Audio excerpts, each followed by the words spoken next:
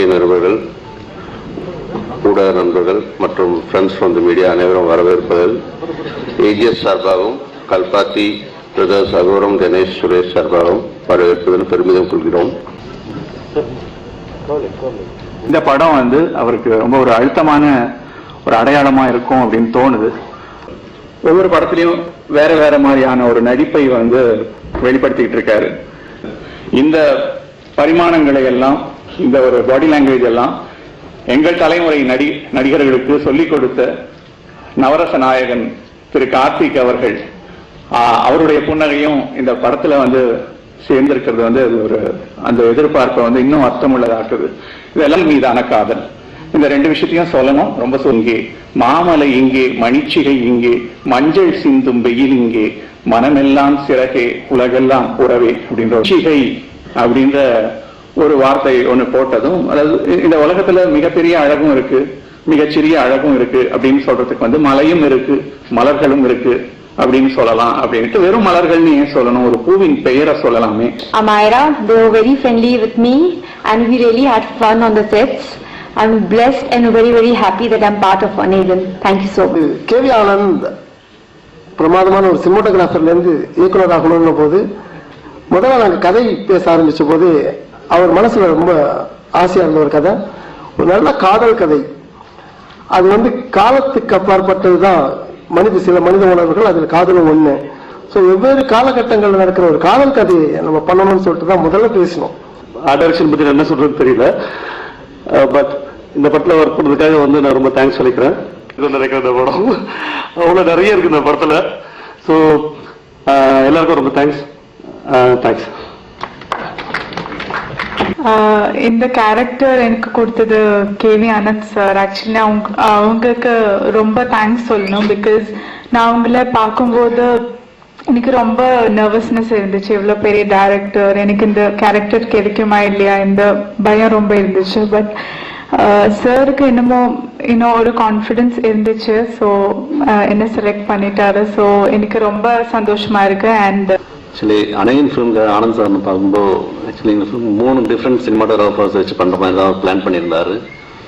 But ஃபைனலாக full ஃபிலிமும் எனக்கே பண்ணுறதுக்கு ஒரு ஆப்பர்ச்சுனிட்டி கொடுத்தார். So I should thank to him very much. KV sir, thank you so much for this movie. It was one of the most memorable and unforgettable experiences of my life. And I just want to thank the whole EGS team, KV sir especially. ஏன்னா கல்பாத்தி அகோரம் பண்றாங்களே, அவருக்கு யாரையும் அவர் நான் பார்த்ததே இல்லை, அவர் முகத்தையே பார்த்தது இல்லைன்ற மனால நான் உண்மையிலுமே சினிமாவை நேசிக்கிற அப்பேற்பட்ட ஆளை புரிஞ்சுக்கிட்டு நம்ம டைரக்டர்கள் நடிகர்களை யூஸ் பண்ணிக்கங்கன்னு சொல்லணுன்றதுக்காக தான் வந்தேன். நான் வெற்றிகளை கொடுக்கணும், நம்மளும் வெற்றி அடையணும். அப்பதான் 2 பேரும் ஜெயிச்சாதான், ஒருத்தன் ஜெயிச்சா நீ ஜெயிச்சா கூட போதும், தயாரிப்பாளர் தப்பிச்சுக்கிறார். காப்பாற்றும்படியான ஒரு படத்தை செய்திருப்பார் என்று நான் நம்புகிறேன். ஏஜிஎஸ் ஃபிலிம்ஸோட கொலாபரேட் பண்ணியிருக்கிற 3வது படம். தனுஷ் 2001 அவரை நம்ம மீட் பண்ணேன். ஸோ 2-3 படங்கள் நடுவில் அப்படி வாய்ப்பு நேர்ந்தால் கூட சரியான கரெக்டாக அந்த லாக். அதனால இப்போ முதல் படம் பண்ற ஒரு வாய்ப்பு சூழ்நிலை ஏற்பட்டிருக்கு. So I am so happy about that. அநேகன்ல ஹவ் இந்த ஃபேமிலிக்குள்ள நான் என்ன சொல்லணும் இல்லையா, அகரம் சார் நான் நம்ம ப்ரொடியூசர் அவர்கள் I think Uday correct சொன்னார். We're lucky to have a producer like Agaram sir who loves films. Actually doesn't need, but he loves films. Like I became part of the family. அநேகன் பெரிய journey ஆக்சுவலாக. இன்டர்வியூஸ்லாம் பேசுறதுக்கு அப்புறம் சரத்து எல்லாத்தையும் சொல்லிட்டா. KV Anand sir என்னை வச்சு பிரம்மாண்டமா படம் எடுத்த முதல் இயக்குனர் கேவி ஆனந்த் சார் தான். அண்ட் அதுக்கு நான் இன்னும் அகோரம் சாருக்கும் நான் என்னுடைய நன்றி சொல்லிக்கணும். படத்துல பாத்தீங்கன்னா ஒரு காதல் தான் ஒரு முக்கியமான ஒரு பிரச்சனையா. நான் பண்ண படங்கள்ல ஸ்மக்லிங் மற்ற விஷயங்கள்லாம் இருக்கும், ஜெனட்டிக்ஸ் அது மாதிரிலாம். பட் இந்த படத்துல தான் பார்த்தீங்கன்னா ஃபர்ஸ்ட் டைம் நான் ரொமான்ஸை மெயினாக வச்சு ஒரு காதலை மையப்படுத்தி பண்ணியிருக்கேன்.